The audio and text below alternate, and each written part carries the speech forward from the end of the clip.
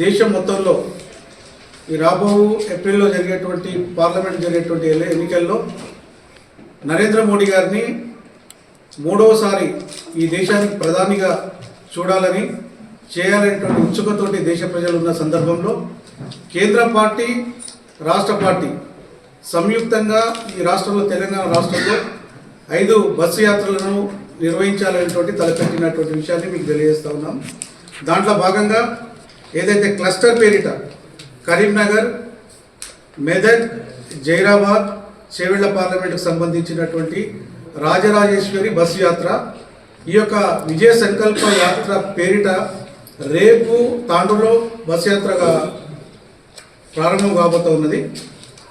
దాని విషయాల్లో విశ్వేశ్వరరెడ్డి గారు పూర్తి విషయాలు చెప్తారు వారికి.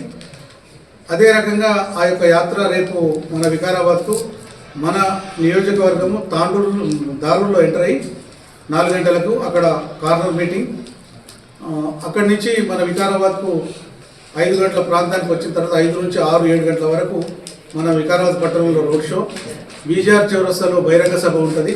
యువత అన్ని పార్టీలు ఇడిచిపెట్టి మోడీ గారిని మళ్ళా గెలిపించాలని పట్టుదల పెట్టి ముంగట్టు వస్తుంది. చేవెళ్ల పార్లమెంట్లో జాతీయవాదం చాలా గుంజుకుంటున్నది, దినం గుంజుకుంటున్నది.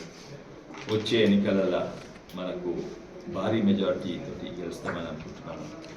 ఇవే కాక వారు వికసిత్ భారత్ అనే ప్రోగ్రామ్ అయినా, ఏదైనా ఫైనాన్స్ అయినా, బిజినెస్ అయినా, రాజకీయాలైనా గ్రామీణ ప్రాంతంలో మొదలుపెట్టాలి. అందుకే ఎప్పుడు లేనట్టు ఒకప్పుడు కేంద్ర బ్యాంకులు అన్నిట్లో ఎక్కువ లోన్స్ ఇచ్చేది పెద్ద పెద్ద పెట్టుబడిదారులు, కానీ ఇప్పుడు చూస్తే స్టేట్ బ్యాంక్ ఆఫ్ ఇండియా అంటే ప్రభుత్వ బ్యాంక్, అది పేదోళ్ళకే ఫస్ట్ ఇస్తుంది, ఆ ఇండస్ట్రియల్స్కు లాస్ట్ ఇస్తుంది. దానివల్ల పేదోళ్ళకే కాక బ్యాంక్ కూడా లాభమవుతుంది. ఎందుకంటే పేదోళ్ళు మిత్తిలు కడతారు, వేరే వాళ్ళు అప్పులు తీసుకొని పారిపోతారు.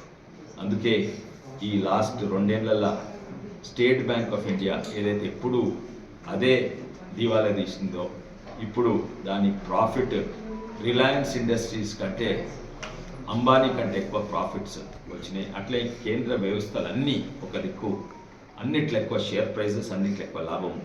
60 ఏళ్ళ లేని లాభం ఇప్పుడు వస్తుంది, 60 ఏళ్ళ లేని షేర్ ప్రైజెస్ మీదికి పోతున్నాయి.